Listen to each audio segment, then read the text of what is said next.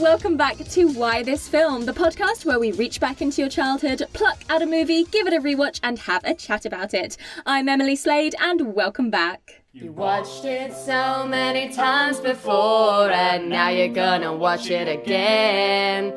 But it's been so many years since you last saw it, and now you show it to your friends, and they're like, what? What am I watching? Why What is this? Why this film? And I'm joined today by Jason Figgis, film director. Hello! Hello there, Emily. Lovely to talk to you again. Thank you so much for coming on. I'm so It's a pleasure. excited. Your chosen movie is 1970's The Railway Children, the IMDb breakdown. After the enforced absence of their father, 3 children move with their mother to Yorkshire, where during their adventures they attempt to discover the reason for his disappearance. So, why this film? Well, I mean, it's funny because when you asked me about the film that I was going to choose, I noticed that you were very enthusiastic about The Railway Children, and that was my first choice. So I thought, obviously, I've hit on the right one here because it'd be something that we could obviously talk about properly. So it was my first instinct, and I thought, well, I'm not going to waver from that. But the reason is, there's a few reasons. One, Jenny Agutter was in a movie with my older brother Danny called A War of Children.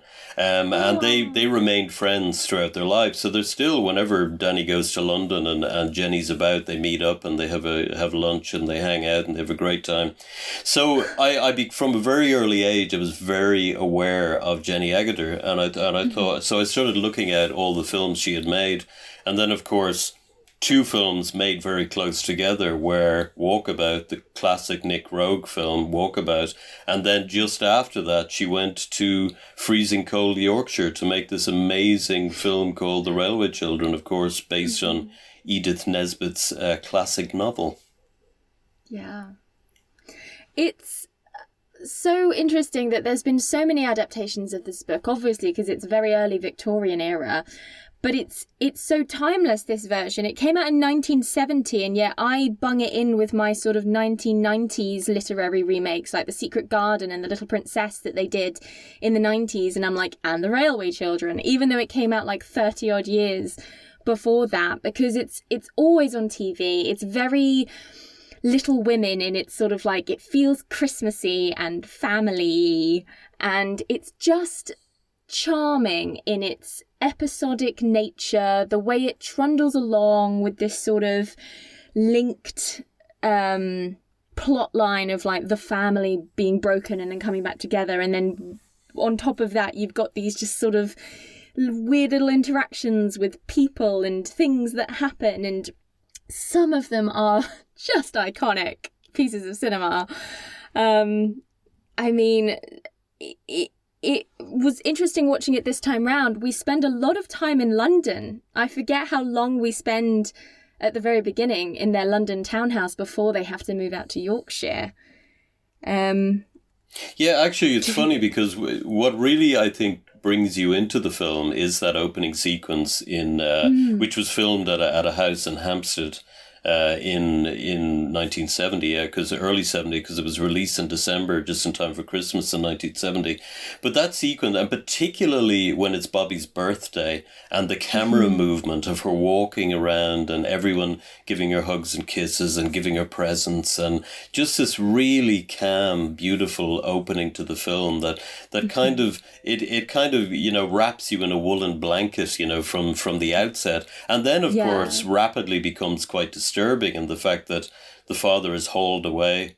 Spoilers, everyone. The father is hauled away, and then of course the maid is a really nasty piece of work, you know. So again, what I love about it is that especially during the 1970s, they didn't talk down to children when they did adaptations of things. They actually showed the cruelties of the world as well, and but how, you know, happily with films like that, ultimately, you know, they turned out with a kind of palatable or happy ending, that you could get to grips with. But it's true, there is quite a bit of scene setting and story setting with it being set in London at the beginning. And you're so right in saying that. You do forget that when you look back on the film, because what you're thinking about is all of the amazing adventures that they have when they go to freezing cold Yorkshire.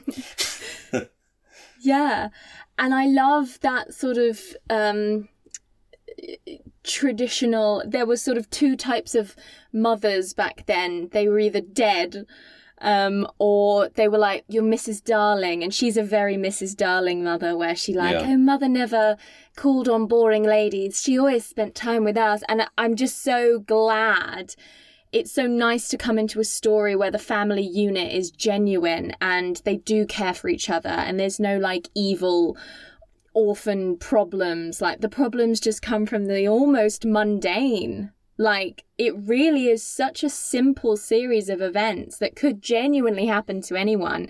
And I think that's where its heart lies, in how I'm not really sure, I didn't look into it. I wonder if it's somehow semi-autobiographical or based on, a friend that the author knew or something, because it just feels like something that would have happened to a person. Perhaps not that their dad was whisked away as, spoilers, a potential Russian spy or whatever he is. Yeah. But moving to the country and having these adventures in the way that they do, they're also loving and sincere. Yeah. And it's just charming. I love the fact as well that Sally Thompson was 20 at the time, but she was playing the 11-year-old sister. And when she signed her contract, the express word from above was, you do not drive your sports car to set, you do not smoke, you do not drink, you do not do interviews, because the plot, it'll be out of the bag that you're actually 3 years older than Jennifer playing your older sister, Bobby. Yeah. So I always thought that was very funny, that... it's such a funny little tidbit. Yeah. And a classic. I think it's one that anyone who knows anything about the film, they always go, oh, Sally Thompson, she was older than Jenny and she was only playing 11-year-old. It's so fun. So we've got Jenny Agutter as Bobby, the eldest, and then her as Phyllis, the second eldest, and then we've got Gary Warren playing the brother, playing the tiny little brother. Yeah, who's stealing the coal to keep them warm of a night in a cold Yorkshire. I know I keep saying cold. I don't know why I keep saying cold Yorkshire. It looks cold. It looks cold in this film. I mean, I've been there many times, and I've only ever experienced beautiful weather in Yorkshire. Right. And I've been to those areas because I'm such a fan of the film that in the late 90s, I was holidaying on my lonesome or my ownsome in Yorkshire, and I decided to, look at all the places. So, of course, you have Oakworth Station, which was the station used for Bernard Cribben's Perks. So that was, of course, all the action was set around the railway that went through there. They used the Keighley and Worth Valley Railway, of course, for the trains. And when I went there in 1999, the trains were still up. Well, they still are now operating, but it felt like you were stepping onto the set because the trains look exactly the same because of the old Victorian steam trains. But then only one village up the line, you have Oxenhope, and which is where they filmed Three Chimneys. And I actually went to the house, and the woman saw me come up, toward the house, and she goes, I bet you're wondering, is this Three Chimneys? And I said, yes. And she goes, it is. And I actually became emotional. I became emotional that, oh my God, I'm actually at Three Chimneys. This is incredible. Yeah. But some people might think it a little sad, but I was thrilled. That highlights the movie, doesn't it? It really gets under your skin. As I say, it's not one I ever had on video or DVD. It's one I never read the book.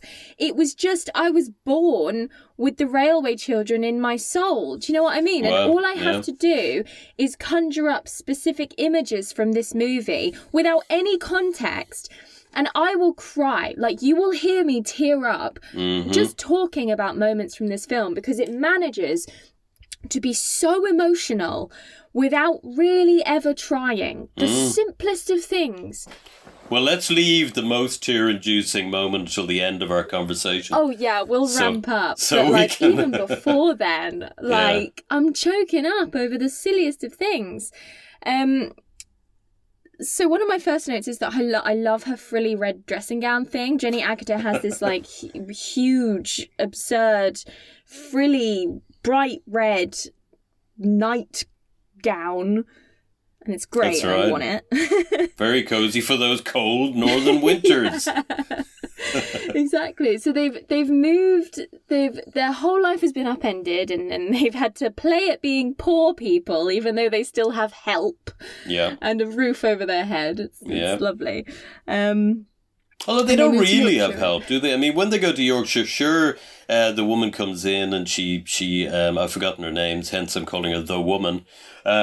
She comes in and she, leaves them an apple pie and she does this and that. But it almost feels as though that help is kind of like, look, we know what you were used to in London and we're lovely folk here in Yorkshire and we're going to help you out, even though we know you don't have 2 brass farthings to rub together.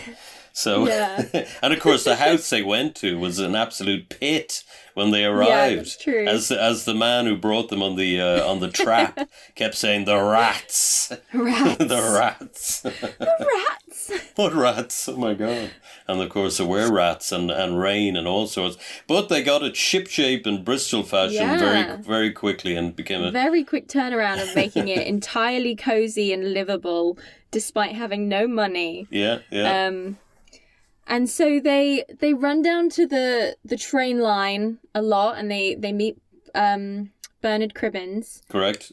And well, speaking of the train line, you do know that when the film was released as a fully restored high definition version, I think it might have been the BFI that did it, and there were complaints in that the children were running on the railway tracks, and of course. They had to counter this by saying, well, during the Edwardian period, there were a lot less trains and there were a lot less safety measures about. So we're just being realistic to the storyline. And they said, you will note that the main time they're on the railway line is when they're warning about an impending disaster. Yeah. And Bobby whips off her bloomers and makes a flag out of them, So typically people were getting very PC. Oh, it's terrible showing a film, with these children on a train line. It's awful.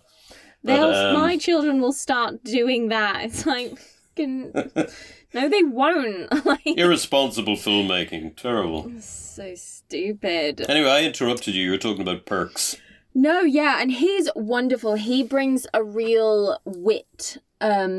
Not even wit, like sometimes it's wit with his sort of side comments, and sometimes it's straight up like slapstick, like just handling a hamper and the music's like bow, bow, bow, bow, bow, bow, bow, bow, bow, bow. But it works so well in with the overall narrative. And then when he gets his sort of like not aggressive, but his like angry little bits, like you take him more seriously, because especially when it came to his birthday and he felt it was charity, and all they did was they cared about him and they wanted him to have a special birthday, but it kind of really it turned on their heads and the Waterbury children, and it was like, okay, we just wanted to be nice. We didn't mean to offend. But the funny little anecdote about that was Lionel Jeffries, of course, who directed and adapted the book, directed the film. It was his directorial debut, in fact, in his 50s, I think he was at the time when he did it. He originally had decided on himself to play Perks. Oh. Yeah, but then he was so moved by Bernard Cribbins' audition reading of the part, and he thought, you know what? Bernard Cribbins will give it the light touch it needs to be the comedy believable and the drama to be believable, whereas Lionel Jeffries felt that he was a little too kind of high...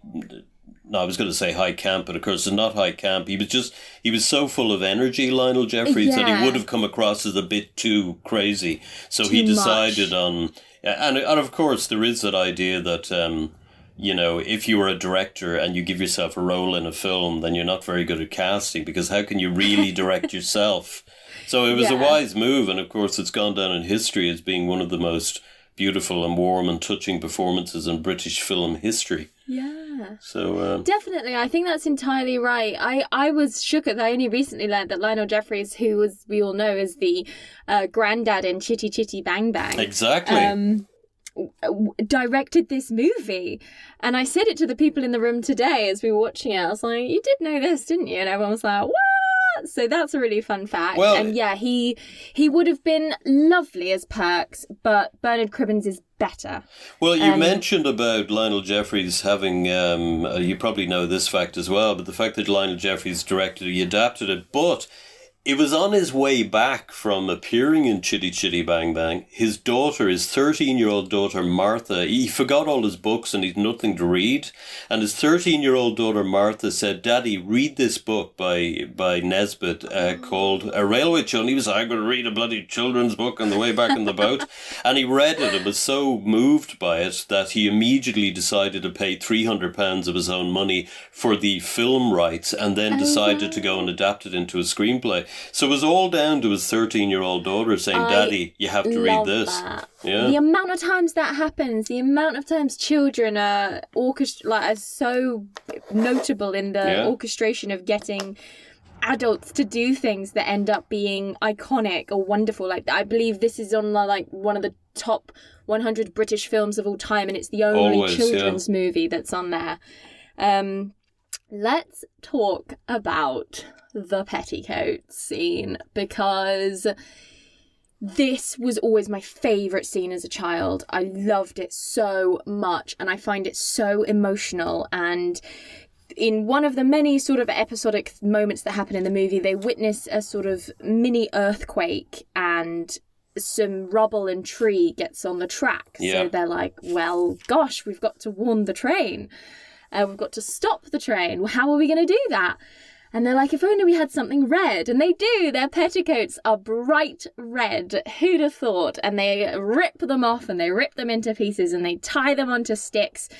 And it's genuinely, you think this movie is so like meandering and like lovely, but this scene is so tense. Oh, absolutely. And Bobby is slap bang in the middle of the tracks. And the other two are like, "Bobby, get off the tracks." And she's like, "Not yet. Not yet. Stop the train." And of course, to stop a steam train, it takes like 12 different maneuvers, and it's coming right towards her, and they're like choo-chooing, and the steam is everywhere. And just as it nearly hits her, she passes out on the tracks. Brilliant. And I love it. It's such high drama, and I'm so here for it. Makes me really emotional. And then I don't know if you've ever got to see the Railway Children on stage. No, I'd love to, but I haven't. No. Oh boy.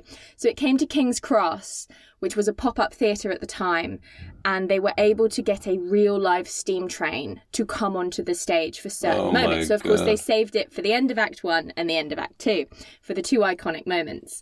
And they'd sort of everyone knew that a train was going to be in this production, because that's sort of the highlight of this production. There was going to be a real train on stage. And up until this point, every time they needed to show the train, they would just have like noises and choo-chooing and like fog and stuff. And I was like, well, where's the train? And then, of course, the sort of boxes that were being the trees fall onto the track. They rip the petticoats off, and the whole theatre starts to rumble. And I, honest to God, thought I was going to die that day, because my heart stopped in my chest with how magnificent. I'm literally crying. I'm literally crying at the memory of it. Like, this enormous fucking steam train came into the theatre as Bobby was on the track with her petticoat, and there was steam everywhere, and the seats were rumbling, and the noise was just insane. It was so loud, it like clogged your brain. Amazing. And then she like faints, and the train is just there, and then like that's the end of Act 1, and I stopped breathing for like the whole scene, and it was the best thing I have ever seen live in my entire life. Well, you've certainly created an incredible picture there with your enthusiasm. Honestly, like, it was I mean, you know, I can imagine experiencing that as a live event is incredible, because I mean, in the film alone, you know, really gets you to that point of fever. Like, oh no, they can't squash Bobby. They can't. Yeah. But yeah, actually, I don't know why that has reminded me of this, but I don't know whether you know that that Jenny Agutter had literally just returned from Australia after doing Nick Rogue's Walkabout when she told that she had this film. So when she turned up, she was as brown as a berry, and they had to they spent the entire film, every time they did a take, the makeup artist rushing in, paling her down all the time because her skin was so dark. That they had to do a major job in it. So, of course, that added to the extra, strain on Jenny Agutter performing not only under those circumstances and trying not to sweat while she was filming, but also the fact that, of course, she had she'd originated it for television with the black and white version. So it was a character. She wasn't even sure she wanted to do it. She said, "Oh, I've done it already," but thankfully Lionel Jeffries convinced her to do it, and of course, forevermore, she's extremely grateful that she decided to reprise it for the big screen. But she was exhausted after coming back from Australia and making that film, And then having to do this, throwing yourself in front of trains. I'm so grateful she agreed to take it because she's so wonderful in the role. And she really is. It's such a lovely role. Like, I was watching this woman play her on the stage and I was like, that's what I want to do. Like, that's the kind of role I want. Like, that. It would just be so lovely. But there's an innate calm about Jenny Agutter as well, and everything she does, you really get the sense of a person living in that moment when you see her perform. I mean, it's just this kind of rare ability where an actor is able to take a role and inhabit it so fully that you believe in it utterly. So when you see her, she is Bobby. When you see her in American Werewolf in London, she is that lovely nurse. You see her in anything, she just becomes that person, and you don't think about her previous roles. If I watch The Railway Children, I don't start thinking about American Werewolf in London or the different war films she's made. She literally inhabits the character. It took me I watched Logan's Run quite recently. Oh, yeah. And I was like, oh, Jenny Agutter, who's that then? And then I Googled her and I was like, it's fucking Bobby. It's Bobby. It's Bobby. There you go, it's and Bobby. I had no idea. And that's only 3 years after Railway Children. Exactly. It's not like Call the Midwife, where she's now like a frail old lady playing a nun. I know. Which, again, now you look at her and you're just instantly like, that. Oh, God, of course that's Jenny Agutter. But again, she's inhabiting the role so well. But, of course, if you see Jenny Agutter now, there's nothing frail about her. She's able to play a frail old nun in Meet the Midwife. Call the Midwife. Meet the Midwife. But if you see her, she's nothing like that. She's still very strong and vivacious, and full of energy. So great casting all round, though, even down to Gary Warren, who didn't really go on to pursue a career. In fact, I think one of the guys who had been a volunteer working on the railways at the time when they made the film, he ended up writing a book about the making of it, and nobody could track down Gary Warren. They didn't know where he had disappeared to, but of course, the way it's like, people think if you're not in movies anymore, you've disappeared off the face of the earth, but he just went back to a normal life. Exactly. He didn't pursue it. That you failed, and it's like, no, you haven't failed. They just didn't want the stress. But a lot of child actors decide not to be actors when they get older. They go, no, I enjoyed it when I was a child, now I want to do something completely different. Whereas it's true, people think of them as having had a failed career. And they think they've failed. Yeah. And oftentimes, you listen to anything Mara Wilson says, who was famously Matilda. Yeah. And she's like, I hit a certain age and I wasn't cute anymore, and I felt awful. It wasn't fun anymore. Nobody wanted to cast me. They were a lot more judgmental. I hadn't blossomed into the sort of Lindsay Lohan. Right. So nobody wanted me anymore. And it was heartbreaking, having been so successful, to then not being wanted at all. Same as Macaulay Culkin, I believe, suffered the same fate, where it's just like, you're not cute anymore. We don't want to cast you in anything. And that must be, if you're grappling with that sort of thing at the age of 11. Yeah, that's tough. I cannot imagine having to deal with that and coming out okay the other end of it. But all the public is look at the has-been. And it's like, they're not a has-been. They were like a person, and now they're still a person. They've just switched jobs. Like, leave them alone. But Jesus it's also like, Christ. if Jenny Agutter had only ever made The Railway Children, you'd still go, what an incredible legacy. Yes. What an incredible thing, one of many things she did in her life. But people, it's true. I mean, I always subscribe to the idea what people think of me is none of my business, because it's the only way to get on in life is to not care what other people think, or you wouldn't get out of bed in the morning, especially with me making films and stuff. You know, you're putting your movie out there and you're always going to get the haters who just want to write how much they hated your film. But you can't, you can't take it on, because the odds are if they met you and they were having a cup of tea with you and hanging out, they'd be like, "Oh, I'm so sorry for what I said about your film, and now that I think about it, I was having a really bad day and it wasn't nearly as bad as I thought." People just like to be keyboard warriors. They like to sit there and they like to say bad shit about people.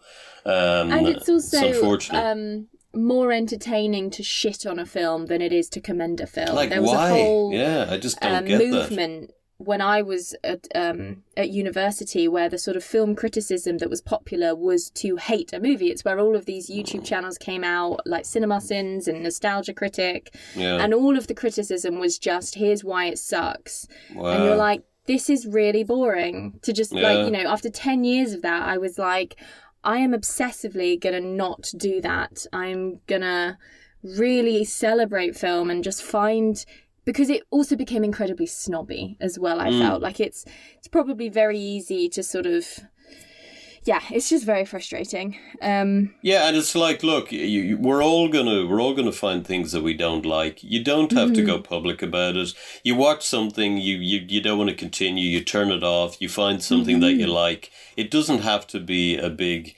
grandstanding, you know, exactly. outpouring. You don't have to die on that hill. Yeah, exactly. And I also believe that, like, it's not fair ever to truly criticize a movie, because if, you know, the amount of times that I've watched a film and I've been like, oh, that sucked, and then I've watched it again like a year later and I'm like, this is my favourite film of all time now. Yeah.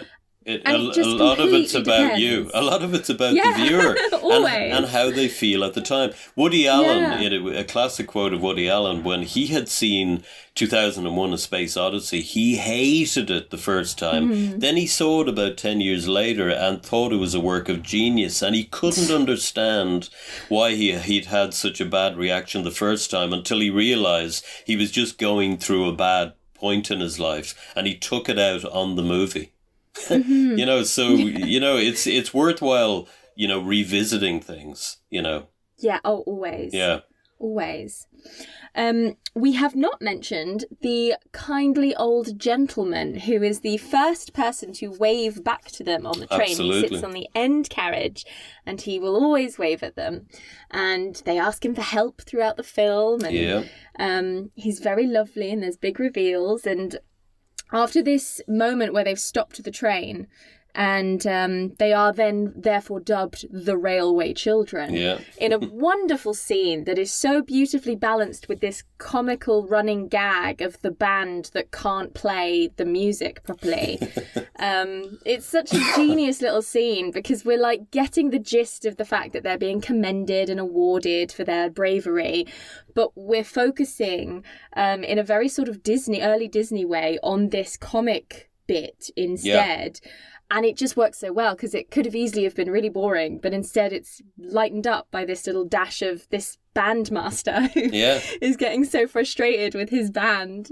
And again, it's really memorable and it's really lovely, and it's all ties into this big scene where they become their namesake and the title people. But then this man gets on the train and there is the worst pouring of champagne that I've ever seen in my life, and the train isn't even moving yet, so you don't even have that as an excuse. They crack open this bottle of champagne, it's instantly bubbly, and this man panics. I don't know, I get it, it's weird being in front of a camera and having to do normal human things. Your brain is suddenly like, can't compute, and he pours all the bubble and it's like overflowing, and then he grabs another. It's very indelicate. I just really noticed it this time round and felt that it needed highlighting, and I just want to say to that guy, I get it. Did you not get a better take? Did you really not get a better take than that one? Because it's just... Now, Emily, the fact that we went back to your days of just hating movies for the sake of hating them, you're creeping in a bit again with that. Well, picking out a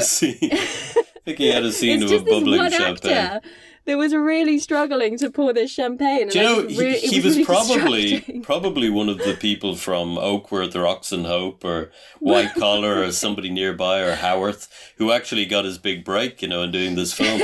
And maybe Lionel Jeffries had shouted at him 18 times beforehand, get it right. God's sake, man. He's trying his best, but I was just like, that's way too many bubbles in that champagne glass there. Oh, and another little note. Again, you say things and for some reason they make me think of something else. And this is completely disconnected other than that. The doctor's house, you know what that is, don't you? Where? The doctor's house is the Haworth parsonage where the Bronte sisters grew up. Oh, cool. Mm-hmm. Oh, I love there that. You go. I've been there. So have I. Oh, that's so cool. Actually, a very interesting moment about going there. I was there in, I think it was early October in 1999, and I was the only person in the Parsonage Museum looking around. And I got to this door, and I was staring at this chaise longue for the longest amount of time. And the woman who was locking up, she came to me, and I noticed her standing beside me. And I was looking at it, and she said to me, do you feel drawn to that chaise longue? And I said, I can't take my eyes off it. And she goes, that's the chaise longue where Emily Bronte passed away. And I said, you're joking. And she said, so many people get drawn to that and they stare and they stare and not know why. And she said, yeah, she passed away on that sofa in her early 30s. Yeah, so she died tragically young. Well, they all did. I mean, all of the sisters did. I mean, and of course, it was down to the bad Victorian sanitation. They discovered that because their house was right on the cemetery, that bits of rotting corpses were in their drinking water. Oh, sorry to bring down the tone and all that. But that will do it. You'd be like, I'm cutting that out of the podcast. But yeah, so that was the Bronte parsonage used by the doctor. And that's where the doctor lived. Yeah. This time round, watching the film, the doctor gave me really weird vibes. He just seemed a little bit...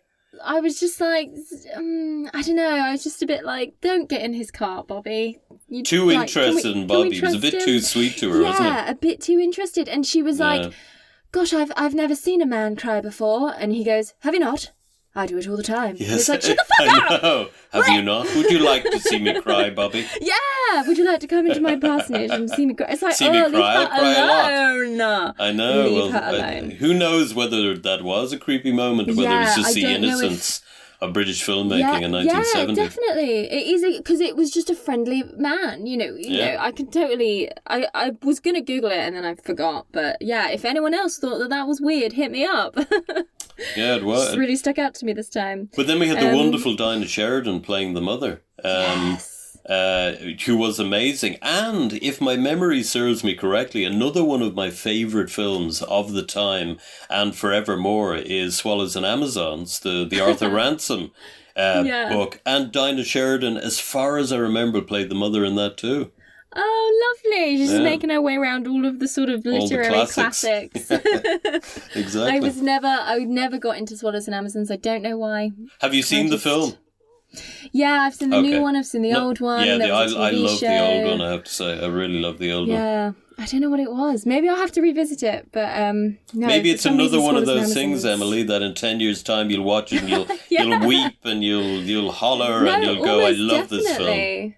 And I wonder if, as a child, I was very specific. Like, I loved The Little Princess and the Secret Garden. Yeah. And to pick between the two was always A Little Princess because, I don't know, it was more dramatic, it felt. It's quite hardcore, actually, isn't it? Yeah, especially... Oh my where you know where she's come from and everything, you know, and her, hardcore. It's quite and in the bleak. 90s one, it's so dramatic when she's on the roof at the end. Ugh, yeah, love it. And of course, the doll is called Emily, so she's always like, remember Emily! And I'm like, oh yeah, it's great, and I love The Secret Garden as well. I mean, I have a beautifully illustrated version of that on my bookshelf. Actually, it's really.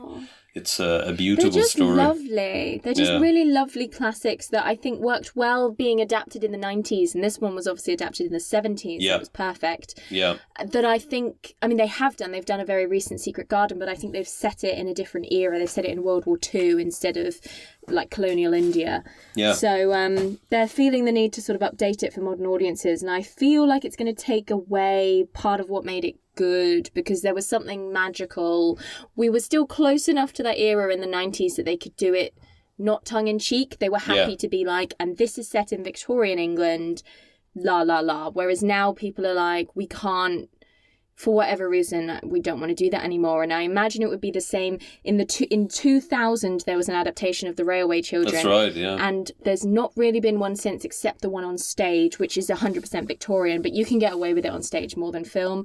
Yeah. And I feel if they were to do it again now, trouble with The Railway Children, you couldn't really move the time scale around because you need to have the steam train. And I know it was there for like 100 years or whatever. Yeah. But I don't think modern audiences are as willing to put up with that sort of, someone walked in on it today and they were all like, oh gosh, Bobby, do you really think we're going to have to do that? And they're like, what is this? And you're like, that's just, shut up. It's just how people talked back then. Like, and there's nothing wrong with that. And like, yes, it may seem very dated now, but it's of its time and part of the story. Look, the thing is, whether people can accept this or not, the 60s and the 70s in Britain were one of the greatest times for cinema. And one of the reasons was that they had to rely on really good storylines.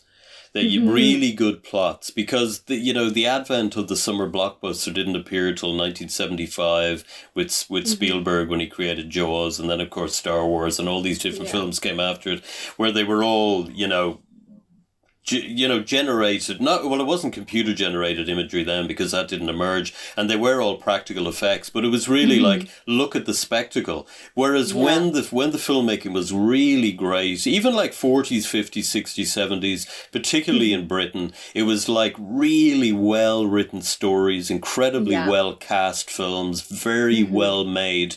But you have kids now who won't even look at a film that's in black and white because they feel like they've been shortchanged. Like, why is there no colour in this film? I'm not watching a black and white movie. And you go sit down and watch it and engage with it, and you'll realise what great storytelling was. And I know it sounds a bit like, when I was a boy, I walked to school barefoot. And it isn't that. It's a fact that this cinema was brilliant. And now, I agree. They really even the had to editing learn of films now, it's like it has to be every 12 frames that there's a cut made. It's like it doesn't need to be. The mind doesn't work like that.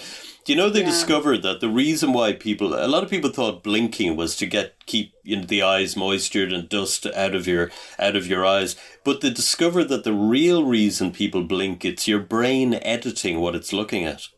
That's why you blink. Right? So you don't blink that often if you think about it. You're not blinking every 12th, of a second. You're just not, or every half a second. You're doing it when your brain needs a little bit of a break, and you're blinking and you're blinking. Like a reset, Yeah, like a reset, exactly. But nowadays, everything, it's like, oh, no, you've got to have 3,000 shots here, in order to make your film work. Whereas you look at Lawrence of Arabia and that incredible opening sequence that goes on for over 5 minutes, and it's just the hazy image of a camel and its rider coming in, and Peter O'Toole and his servant standing there wondering who it is. And when David Lean was interviewed about that scene, I think it was Michael Parkin said, it was very brave of you to have an opening shot in the film that was 5 minutes long with no cuts. And he goes, I was a coward. And he goes, what do you mean you were a coward? And he said, it was 3 minutes longer than that, and I cut 3 minutes out of it. And it's interesting because it's still quoted as being one of the most powerful openings of a film ever made, just the shot of a hazy camel in the distance. But for some reason, audiences now have been trained by filmmakers not to be able to put up with a single shot, but to be constantly needing more. Yeah. And everything's sort of... there's a meme going around at the moment where it's sort of like the line from the original Star Wars where it's like, oh, you fought in the Clone Wars, and the audience of 1977 or whenever it was going, huh, what? And people are like, no, because back then you didn't need an entire television series to explain one line of context. You just took it as it was, as a line of exposition. Yeah. Whereas now, of course, absolutely everything is getting a spin-off. Absolutely everything is delved into. And that's not necessarily a bad thing in some cases. But as you say, it's sort of, because it's so money-driven, it's what we've become used to. So it's what we see more of.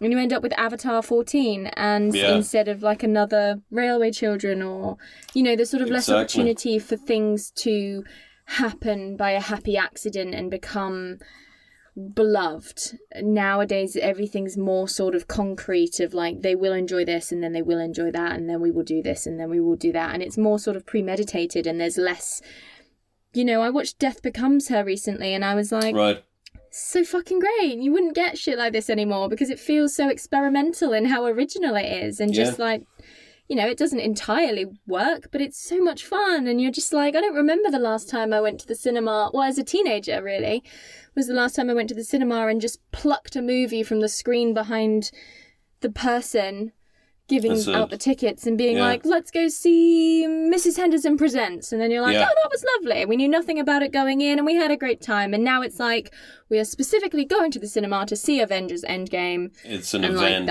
event film, the big tentpole film. But you mentioned something earlier on, actually, about the Railway Children, the fact that you were saying that it's a film set in the Edwardian period in England. It's a costume drama, and it's so well made that it doesn't really date as a film. Yeah. You watch it now and you don't feel, oh, this was made in 1970. It's a film set in a particular period which is gone from everybody's, you know, living memory. So it works. So I've often wondered why they'd even bother remaking it when the definitive version is already there. You know, they just need to keep presenting that. If people want to see it, don't redo it. It can't be made better. There's no way it can be made better. I'm a fan of that. I'm like, put old films back in the cinema. Yeah. Don't remake them. Don't remake them. Remake bad films if you want. If there was a good idea but it was badly executed and they feel they can do a better job, then that's fine. Yeah. But don't remake a classic. Exactly. I mean, a good example of that was Suspiria, which is a classic Italian giallo film. And then they remade it, and it was like, the trailer was great. I thought, oh my God, this is actually going to be a very good remake. It's not. Sorry. I don't like dissing anybody's work, but it really felt like, why would you when you're holding it up to something so brilliant, ingrained in the cinematic consciousness, you either have to do something completely new with it, or i.e. don't even remake it. That's what I mean by what you're saying about completely new. Don't even revisit it. It's an absolute stone cold classic, Suspiria, whether you like horror or not. Does it have subtitles? Have you not seen Suspiria? No, I've never seen Suspiria. It's been on my to-do list. Oh, you've got to watch it. I didn't watch horror for years. No, I understand that. Look, it is a very disturbing, violent film, but it's a work of art. It's so beautifully made. The soundscape is incredible. The score is incredible. The visualization of it, the cinematography, the direction, the performances. It's not subtitled. No, it's actually, the version you'll find is dubbed. And it starred a few American actors, actually. And it's just so beautiful. It's such a beautiful film. I'd watch it. When you're in a lighter mood, I wouldn't watch it if you were depressed. I definitely wouldn't watch it then. But, I watched Climax on Netflix, which would have obviously been heavily inspired, I imagine, by Suspiria. Do you know, I haven't seen that. I haven't even heard of it.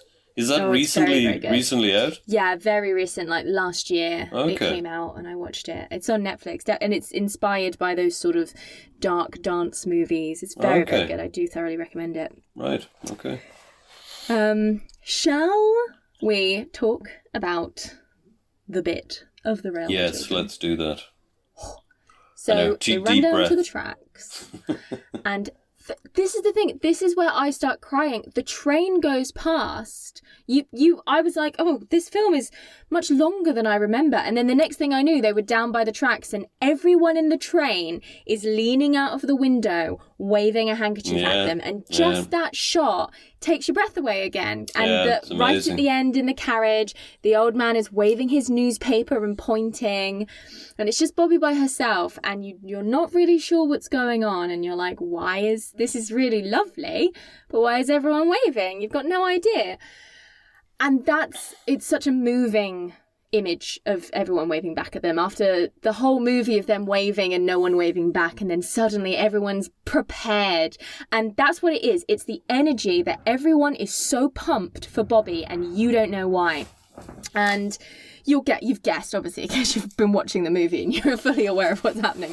But absolutely. You then get down to the station and Perks is pumped and he kisses her and he's like, I hope I'm not taking any liberties, but on a day like today, how Brilliant. can I not? And she's like, what the actual is happening? Like, what's going? She's so confused, and you're kind of confused, but I get caught up in this energy, and all the people are looking out the train window and they're like looking at her, and like there's this just like tension that's just in every shot without anyone even trying, and you're caught up in that tension, so you're sort of frozen in that, which is why I think it then hits so emotionally as Perks does like a final glance back at her and moves back into the station and like smiles to himself, and there's so much smoke on the platform, and then the music changes as the train moves off, and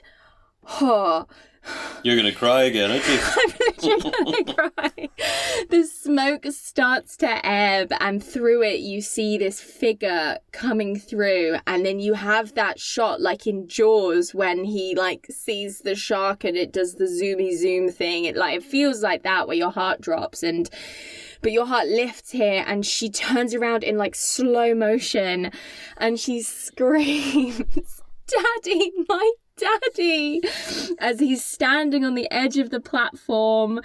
And like, you've had this 20-minute intro with him at the beginning of the movie about what a wonderful person he is, and all of that comes flooding back as you see him, and he doesn't say a word for the rest of the movie, and he doesn't need to, because she like slow-mo runs, and it should be so cringy, but it's not. It's so brilliantly moving. done. Every time I see it, I cry. Every single time I see it. Context. Yeah. You can. I've turned the television on before now, and seen that last 2-minute section and burst into tears. Like, I just have to think of the image of the people in the carriage waving their handkerchiefs at Bobby, and I'm gone.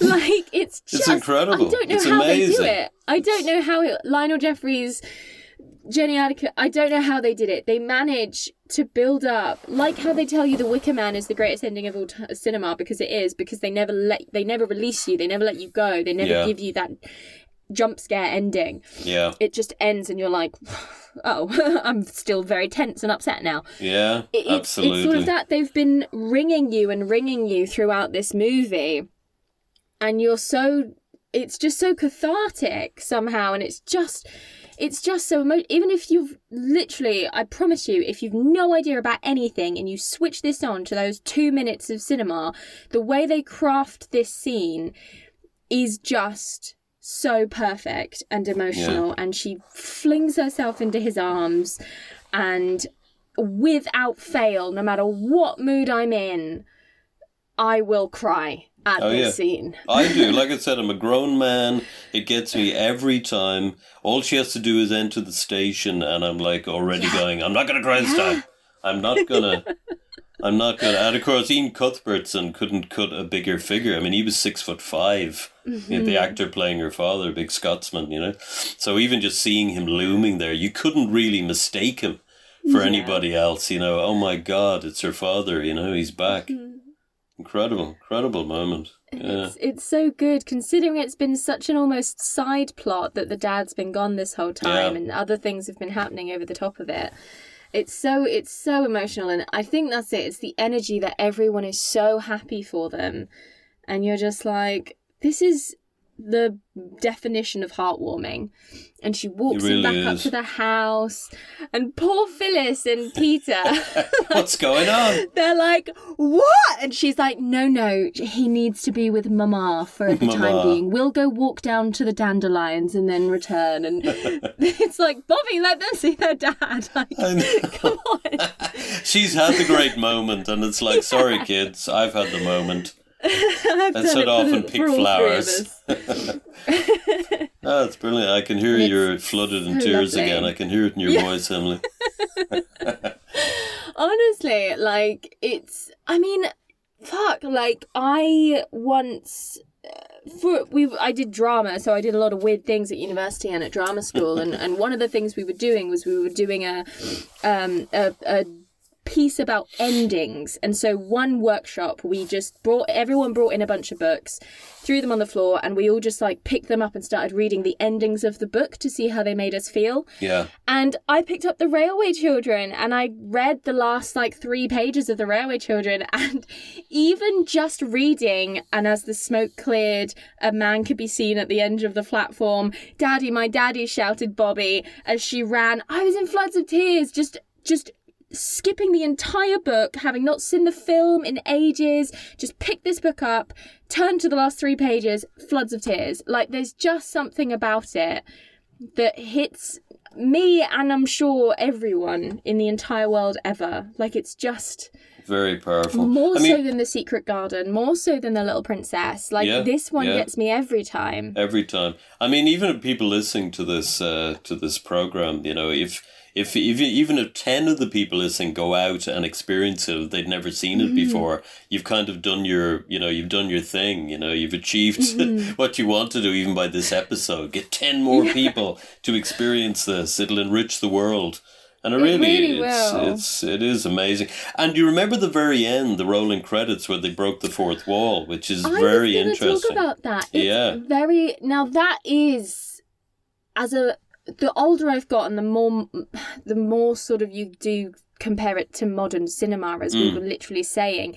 This is the one bit that I'm like, I'm a little bit embarrassed with like people that have never seen it before watching this bit, because we've just had such an emotional high and a fantastic climax to a beautiful, heartwarming movie, and then we're sort of zooming in on the train, and it's the awkwardness of Jenny Agutter taking like 4 minutes to write like 3 words, which like she's clearly just like milking it on the slate so she doesn't look up until the camera hits her.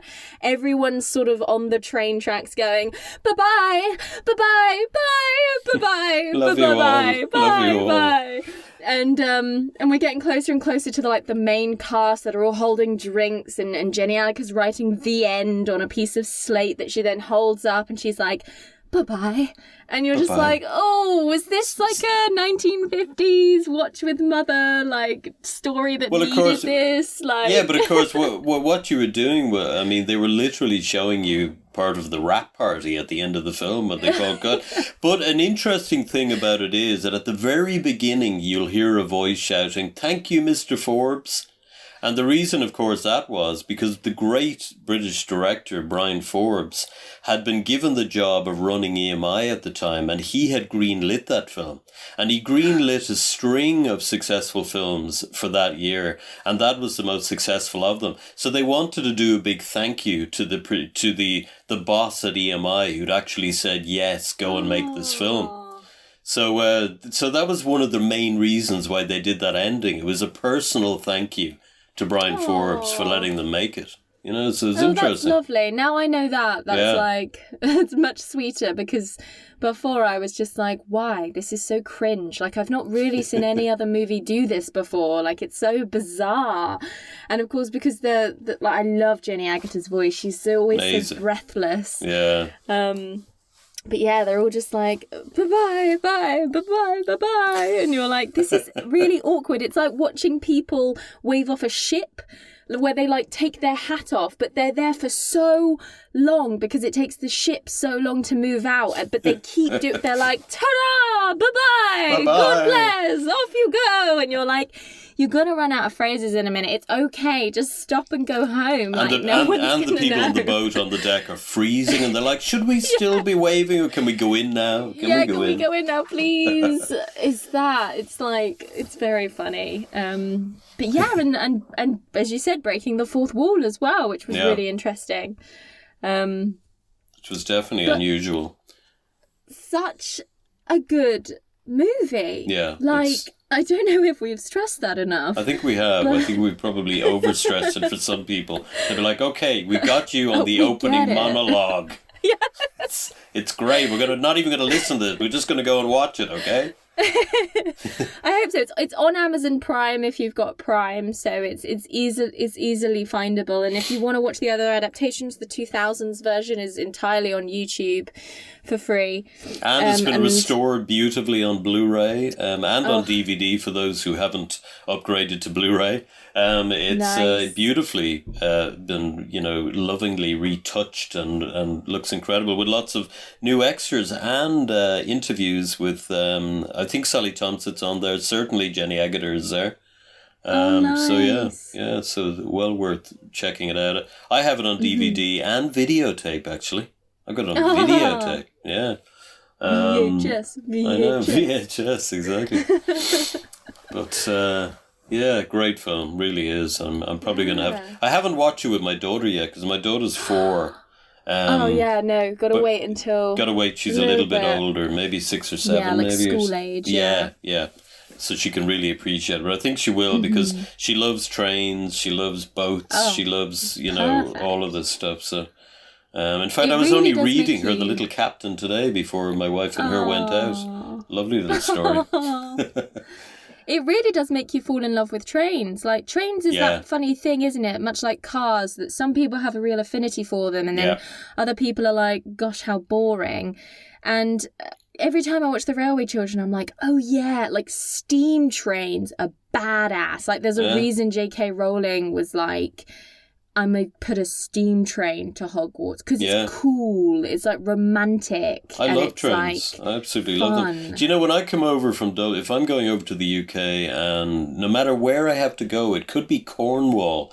Instead of flying, I get the boat and the train all the way from Holyhead down to Cornwall, because I just love being on trains. I love trains. I do love a train. I don't care how long I'm on them, it's kind of like, I'm on a journey. We're progressing. Yeah, exactly. We'll be there eventually. Especially if you've got a window seat. Although I got to admit, I was directing a documentary in Lincolnshire, and my wife came with me, and we brought our daughter. Now, our daughter was only 8 weeks at the time, and that wasn't a good idea, bringing an 8-week-old daughter on a train across England. That wasn't fun. So I find I'm better off on trains on my own, and that way I can just, you've no responsibility to anyone else. You can just go, however long this takes is fine with me. Yeah. Amazing. Well, thank you so much for coming on, and thank you so much for picking The Railway Children. Do you have anything that you'd like to plug? Anything that's coming out soon? Well, we just have our new feature film, Winifred Meeks, that John West and I made in Suffolk, which, a completely Suffolk-made film, made in Dunwich, and that's coming out in America on DVD on April 21st, and in the UK at September 21st. So, that's exciting. Very exciting. Yes. Perfect. Thank you so much again. This has been an absolute joy. It's been a pleasure, Emily. Thank you. And we'll see you next time on Why This Film. Bye! If you're a fan of Why This Film and would like to support the show, head to iTunes and leave a 5-star review. Why This Film also has a Patreon from £3 a month, where you have access to early episodes, bonus material and much more. You can find that at patreon.com/whythisfilmpodcast. Why This Film is on Twitter, Instagram and Facebook, and you can email into us at any time at whythisfilmpodcast@gmail.com.